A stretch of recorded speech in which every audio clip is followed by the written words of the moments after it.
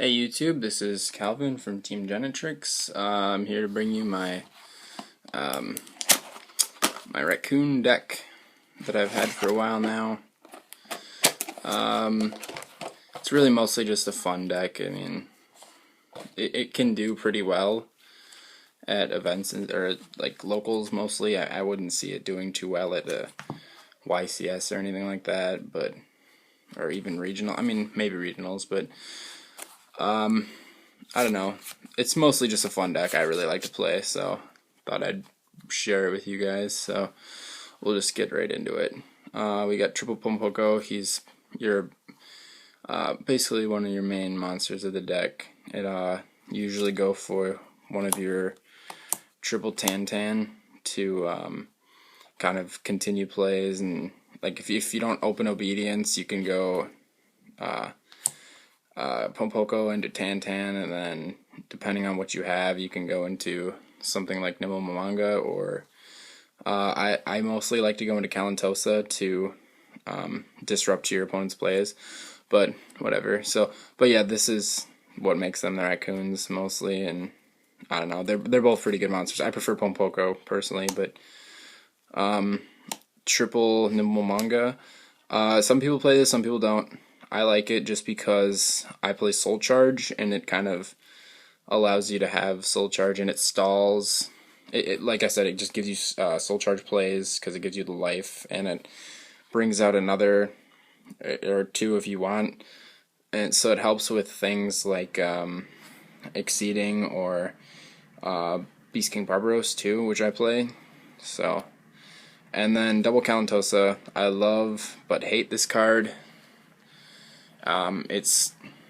It's only, I don't know, it really sucks to draw into it is basically what it comes down to. Sorry about this kind of crazy glare here. There you go. So I don't know, it's like I said, it's a good card, but I don't know, it has its ups and it has its downs. Then the one Wind Up Kitten, it's good, but I don't know, you could play it too, but I don't think it's that good. Like some people, when this deck first became popular, were thinking that it was going to be like a solid tier 2, which I'd say it probably could. It probably could be. I don't know if you're. It really depends on who's playing it. If you know the ins and outs of the deck, it probably more around tier 3. But like, whatever. Anyways, what I was trying to get to with this is a bunch of people were valuing this card super high. So, and it's a good card and everything, but I don't think it's. I don't know. Because it's obviously not really played in regular windups. I mean, you could, but I don't know. So it's really only played in this deck, and this deck isn't that great. So it's just mostly fun, as I said before. And then we play one Triarder. This is probably one of my favorites of the deck too, or one of my favorites of the deck only because if you play it right, you can get above like everything your opponent has. And then one Elephant just for sinker plays, and one Key Mouse, and that's our beast lineup. Moving on, we've got, Double Junk Synchron. Some people play this at 1. I don't know. I like the card, so I play it at 2 here. And then Double Beast King. The reason why you play this is because it's decent to make a 1900 attack monster. It's pretty strong, I would say. And then another reason why is because with Obedience you contribute 3 and blow up your opponent's field. And also this deck can really die to skill drain, so say you're playing against some skill drain deck like Malefics or something, I don't know, something or another, you know, that's an option too. So that's it for the monsters. Moving on to the spells. Wow, sorry. Moving on to the spells, we got Triple Obedience. This card is literally what makes this deck good, and really even playable. It's just a really great card, and as I said, without this card, it'd be pretty tough to play the deck. And then we've got Triple Ayers Rock Sunrise. You can probably play this at 2 if you wanted to. It really depends on what you like to do. My excuse for playing 3 is that the whole deck is, besides Junk Synchron and Beast King Barbaros can be specialed off of that. So it's nice to make, or to use to make more seeds and stuff, and I don't know. Also, you can bring back like this guy if you wanted. It's not the best, or you can bring back like Leo or Naturia Beast. Excuse me, Naturia Beast here. So that's one. Those are some of the reasons why I really like to play it at 3.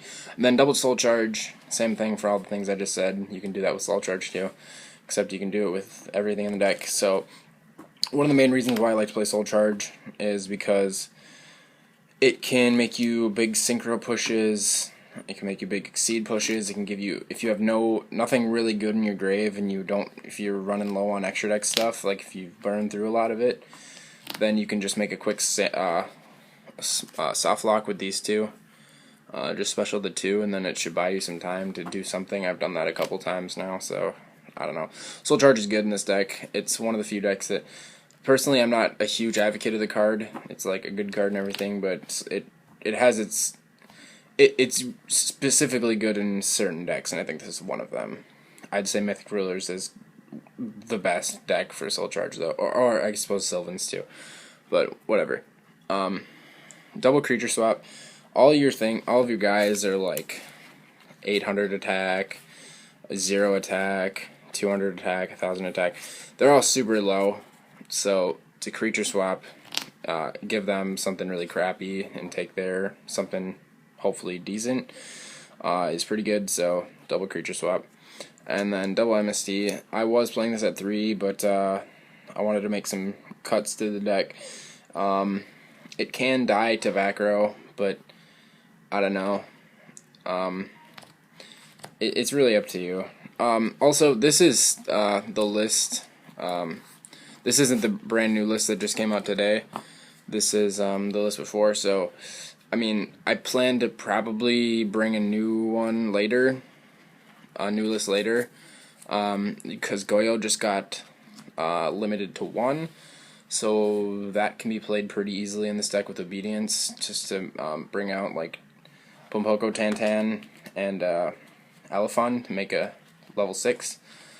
So I was just thinking about that today, and that's kind of what compelled me to show you this deck profile anyways. So, but yeah, so I'll probably bring another list eventually, once, because I have the Goyo Guardians already and everything. So I don't know, we'll see what happens. Double Fiendish, just a good card.